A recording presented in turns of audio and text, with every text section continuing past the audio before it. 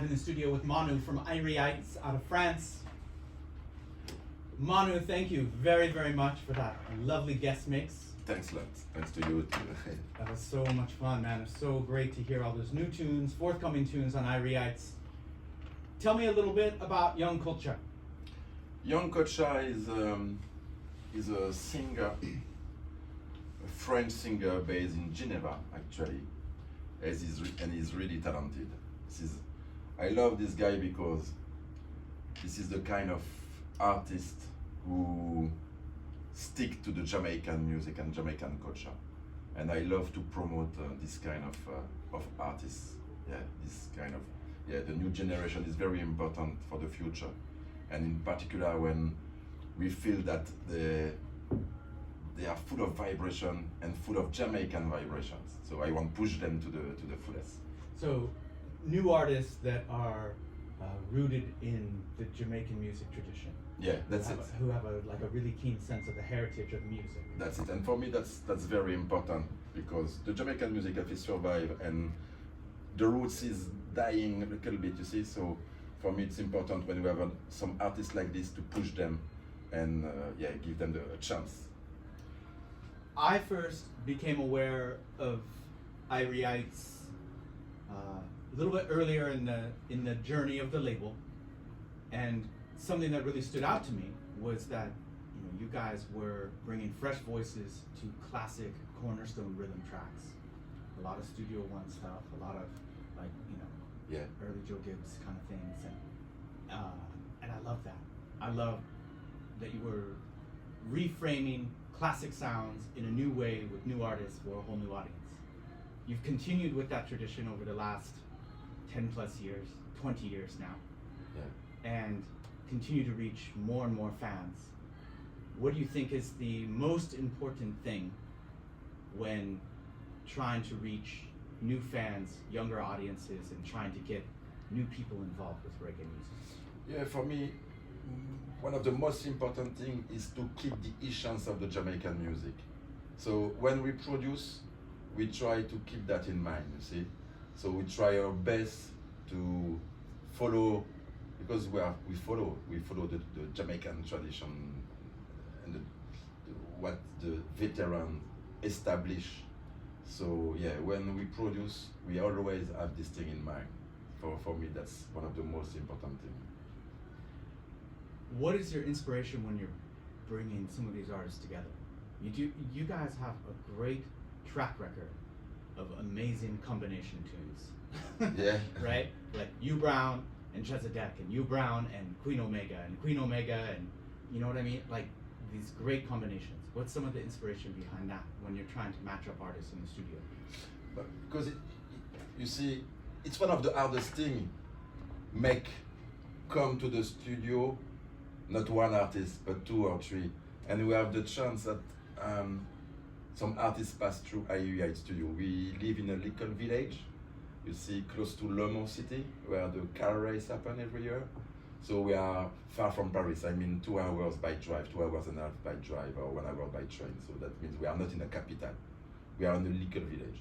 So we build up Irie Ites name through the years, and after a while, the artists used to come to Irie Ites studio when they are touring in Europe.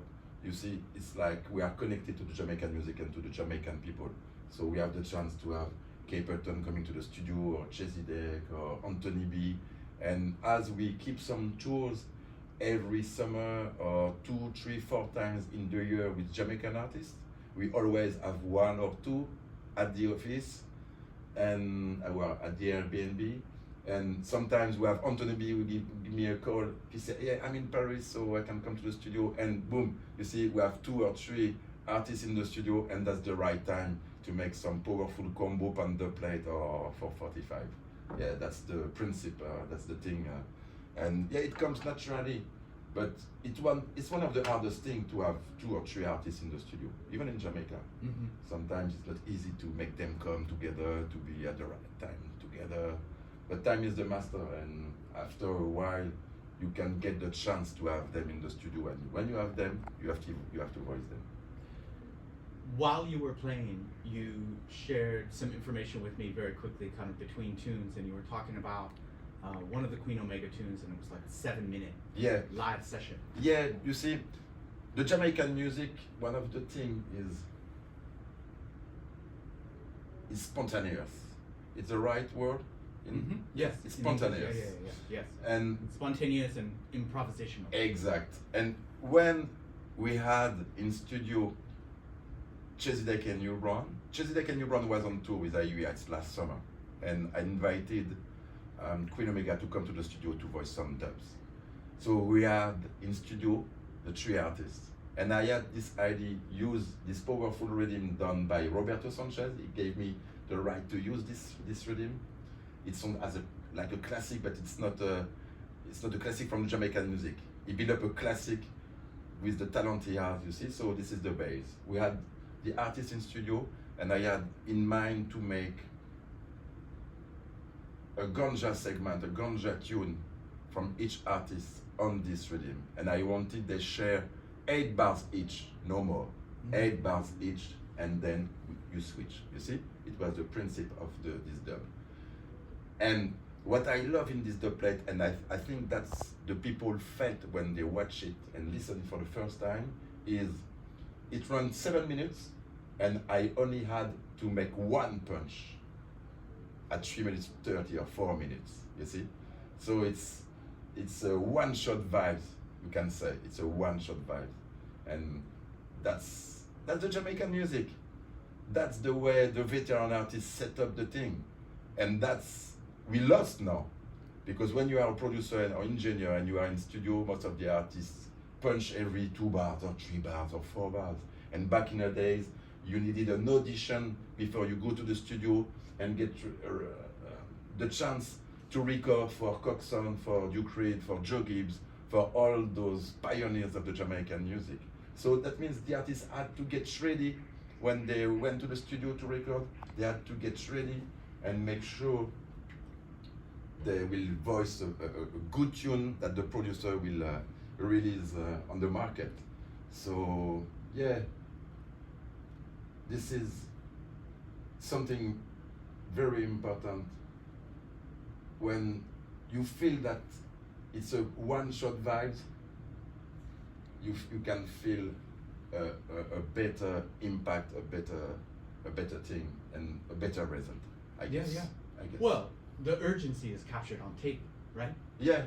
You know, Yeah. I mean, the energy and the urgency of that recording is very apparent, and I'm sure that the fact that it was a one-punch kind of session.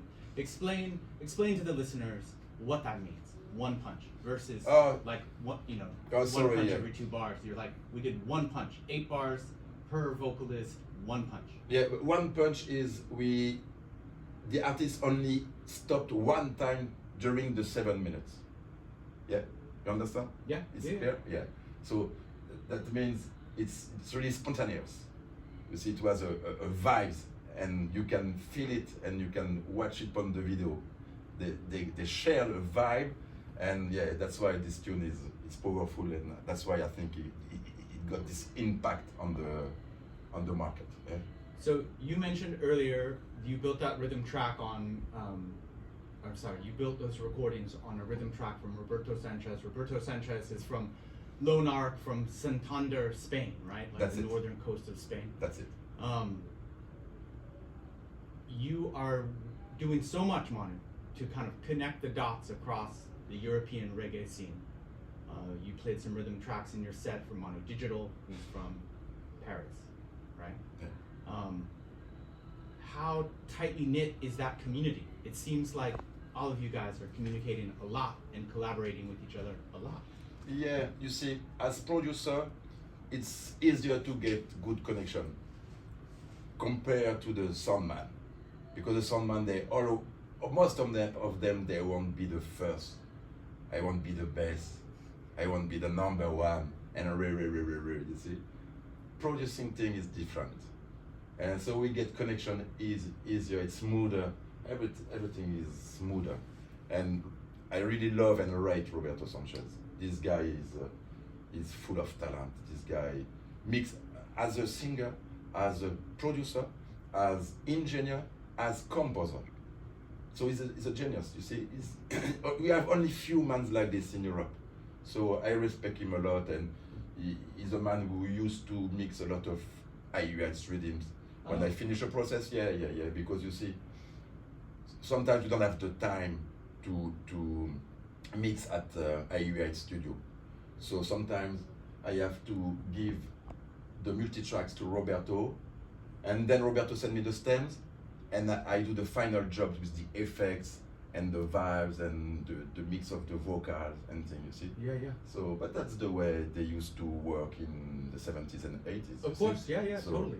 Yeah, and Yeah. sometimes time is short, time is important, and yeah, as I tour a lot, sometimes I don't have the time I had before to mix on the mixing board. So, and Roberto is the best for this kind of mix.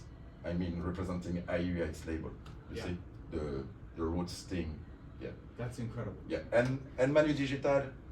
Yeah, Manu Digital is also a powerful artist. Because his releases mostly land over at X-Ray Music, right? That's his label. Yeah.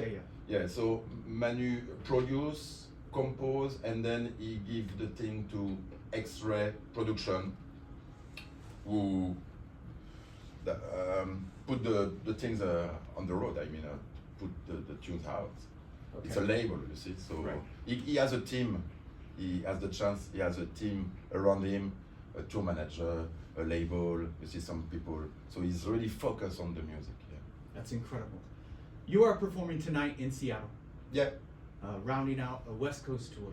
Yes. Is this the end of it? Yeah. Is this the last date? Yeah. We stayed 2 weeks. We were booked at Dub in the Creek Festival in Willow Creek. Mm-hmm. And really the very first edition. Yeah, that's the it. very first one. Yeah. We really enjoy. It's a powerful place, and I hope they will keep it again for the future. It's good for reggae music, for reggae fans in California. Yeah, I think it's the right spot to do something. Yes. Yeah, and then I got a connection with Farad from Coachayard, and he proposed me to perform in Eugene. Yesterday, 2 days ago, sorry. 2 days ago, Thursday night. Yeah, 2 days ago. And tonight I play at Tim Yard, at Coachayard, and I'm gonna play some dub plates for the people, for the massive, and also some unreleased 45, as I have done with the Helago Pop team. Yeah. So, Manu of Irie Ites performing tonight, June 21st, at Culture Yard in the Fremont neighborhood of Seattle. What is the best way for people to keep up with you? Are you on Instagram? Is there Irie Ites website? You were talking about the Irie Ites YouTube channel, which has videos of so many of your sessions that you've done with the artists at the Irie Ites studios. Yes. The listeners have to know we release a dubplate video every Tuesday on Irie Ites YouTube channel. Every Tuesday at 7 o'clock European time. Every Tuesday. A few days ago it was the combo Capleton and Queen Omega that I played a few minutes ago. Crazy. And every Friday we release a brand new tune of Irie Ites Records, a tune that we produce, a song that we produce. It can be a brand new tune, or sometimes it's a remix of our back catalog. Yeah, so that's the. And that's mostly on your Bandcamp page, right? It's you can. So you can listen to the tunes on Irie Ites YouTube channel, or you can listen on Spotify. Yeah, and we also have Bandcamp if you want to get some physical stuff, or if you want to buy the wave of Irie Ites stuff. Yeah. Okay, incredible. Yes. Manu, thank you. Yeah, thanks to you, Kid Hubs. It was a pleasure for me and an honor to come here today. It's a joy to have you in the studio. Thank you very, very much for all of your hard work, and thanks for sharing this incredible music with us. Yes, thanks to you, thanks to the listeners of KEXP. Yeah, it was Irie Ites from France to USA. Bless. Thank you very much. It's listener-powered KEXP, positive vibration.